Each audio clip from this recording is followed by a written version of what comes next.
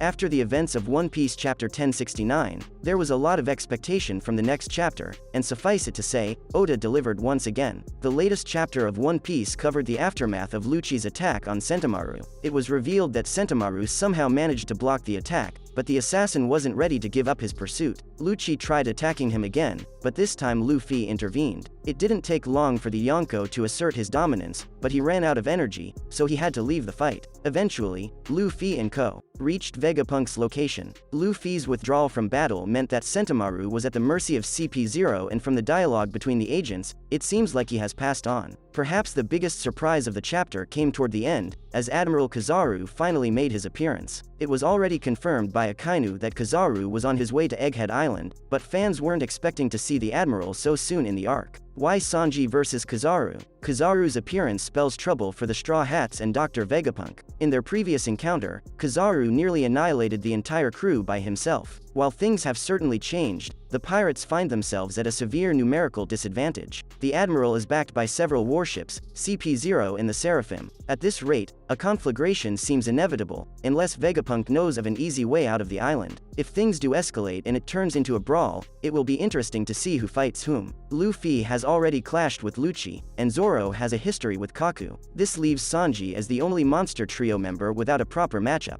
There is a small possibility that Sanji will step up to fight Kizaru. The fight between the two individuals was teased in an opening quite some time ago. In addition to the opening, there are several other things on paper that make sense for this fight to happen. Similarities between the two. There are two distinct reasons for this matchup. Firstly, Sanji and Kizaru are extremely quick. On several occasions, they have demonstrated their ridiculous speed. Kizaru's speed stems from his Pika Pika no Mi, which allows him to travel at the speed of light. With its power, Kizaru was able to catch an escaping Appu in little to no time. Sanji's speed is due to his extensive training and judges' experiments. Secondly, the fighting styles of the two characters are quite similar. Kizaru doesn't solely rely on kicks, but his strongest attacks involve kicking the opponent. He has displayed his famous kicks against the likes of Appu and Hawkins. Sanji is no stranger to kicking, either. He refrains from using his hands while fighting, instead relying completely on his legs. Now that their reasons for fighting have been established, it is time to delve into their powers. Respective powers. Kizaru possesses the Pika Pika no Mi, a Logia-type devil fruit that allows him to create and manipulate light at will. He displayed his monstrous strength during the Sabo de Archipelago arc when he defeated multiple Worst Generation members with ease. On Marineford, the Admiral was able to damage Whitebeard with his lasers. Kizaru is also able to use advanced armament haki, which gives him a significant advantage over his opponent. Sanji does not have a devil fruit, so he relies mainly on his physical abilities and haki to fight. Sanji has even developed Diable Hambi to bolster the power of his kicks. Recently, in the Wano Country arc, Sanji improved his Diable Hambi style even further, which resulted in the creation of Ifrit Hambi. While using Ifrit Hambi, Sanji's legs are covered by blue flames, which are considered to be hotter than any other kind of flame. Can Sanji beat Kizaru? Sanji's biggest test came in the Wano Country arc, where he fought against Queen, an all-star of the Beast's pirates. During the fight, Sanji finally managed to awaken his latent powers, which helped him to beat Queen rather easily. Prior to this fight, Sanji was able to hold off two all-stars at the same time, which is a massive feat. While there is no doubt that Kizaru is stronger than an all-star, Sanji can give him a run for his money. When Kizaru fought Rayleigh at Sabodi, the latter was able to keep Kizaru at bay without any problems. The reason behind his success was his high-level observation haki, which allowed him to predict Kizaru's movements. Although Sanji does not have future sight yet, his observation haki is second only to Luffy's. Sanji has displayed his mastery over observation haki multiple times, so he shouldn't have too much trouble dodging the Admiral's attacks. The main cause for concern is whether Sanji's attacks will be able to hurt Kizaru. Judging by his feats, Sanji cannot defeat Kizaru unless the former has something else in his locker. For Sanji's sake, it will be better if the fight doesn't take place in the Egghead Island arc. This leaves the possibility of the characters fighting in the future because at some point the Straw Hats will have a major skirmish with the Marines. One Piece chapter 1069 revealed a new awakened devil fruit user. Ever since the One Piece manga entered the Egghead Island arc, readers have been blessed with a tremendous amount of information about some of the most important things in the One Piece world. For a long time, fans had been trying to come up with possible explanations for certain mysteries, and now that Oda is doing it on his own, they can just sit back and relax. One Piece Chapter 1069 was another epic chapter, and it gave readers some insight into the true nature of devil fruits, but the main highlight was the epic fight between Rob Lucci and Luffy, setting things in motion. In One Piece Chapter 1068, CP0 started its mission to eliminate the bodies of Vegapunk. The first satellite that ended up receiving a severe beating was Atlas. She charged towards CP0 with the intention of beating them up, but within seconds she was defeated by Rob Lucci. The Cypher Pole agent wasted no time in using his Devil Fruit ability, and the resulting attack caused severe damage to Atlas. Considering the power of his attack, Atlas should have died, but luckily she managed to survive. Before Lucci could attack her again, he saw Luffy running across the laboratory. The two acknowledged each other's presence, and it seemed obvious that they would soon start fighting each other, better and stronger. Luffy fought against Rob Lucci in the Enies Lobby arc. The fight proved to be decisive in the careers of both characters. After ordering to shoot down the flag of the world government, Luffy firmly established himself as one of the biggest threats to its authority. His reputation increased further as he defeated the strongest CP9 member. In the case of Rob Lucci, he was kicked out of CP9, but it didn't take him long to be promoted to CP0. Despite being promoted, a person like Lucci could never forget about Luffy and how the latter embarrassed him. Clearly, Lucci still holds a grudge against the pirate, which became evident when he didn't even think twice before attacking Luffy on Egghead Island. It's been a very long time since the two saw each other face to face, so Lucci has a lot to prove. He was unable to beat Luffy despite having Haki, and this will be his final chance to leave a mark. How powerful is Lucci? Many fans expected Lucci to be easily defeated by Luffy, but they were left stunned when the assassin from CP0 used his Devil Fruit Awakening. It has been stated multiple times that Zone-type Devil Fruit Awakenings are extremely risky, which is why most characters either don't awaken their Devil Fruits or, if they do, they prefer not to use them in battle. Zone-type Awakenings carry a certain threat, and if an individual is not careful while using them, it can result in the person losing their mind. The perfect example is the jailers of Impel Down, who managed to awaken their Devil Fruits, but they overused their powers and eventually lost their comprehensive ability. These jailers have enhanced recovery and strength, but it comes at a price. So, it is plausible to assume that Lucci's power also comes with the same drawbacks, and if he continues to use it for a prolonged period, it could lead him down a path of ruin. So, Lucci will be looking to end the fight as quickly as possible. Lucci's awakening definitely makes him more powerful, as seen in the fight against Luffy. His agility improved, as did his strength. Lucci's awakened form has some similarities with Luffy's Gear 5th. Both of them are covered by smoke around certain areas. The big difference is the color of the smoke. Luffy has white smoke, while Lucci's is black. What will happen next? Judging by the clash so far, it is fair to say that Luffy still holds the upper hand in the fight, and he hasn't even used Advanced Conqueror's Haki yet. It is possible that Oda is dragging out the fight on purpose, because if Luffy defeated Lucci in just a few panels, that would be very underwhelming. Also, it seems that Lucci has realized that CP0 has a significant disadvantage in the fight, which is why he went after Sentomaru. His goal was to get rid of the Marine and use the Seraphim against Vegapunk and the pirates. With Sentomaru out of the way, CP0 can order the Seraphim to attack Luffy and co. This will be a major turning point in the fight, and considering the power of the Seraphim, it looks highly unlikely that Luffy will be able to hold his own against all four of them. To help out Luffy, Vegapunk or one of the satellites will have to move to his location to overrule the authority chip of CP0. If the pirates don't deal with CP0 quickly, they could be in a lot more trouble, as the Marines have already sent them back up. According to Akainu, Kizaru is on his way to Egghead Island, and if he joins the fray as well, the Straw Hats will truly be in a perilous situation. That's a wrap for this video. Don't forget to like this video and subscribe to our channel. We'll be back with more amazing videos very soon.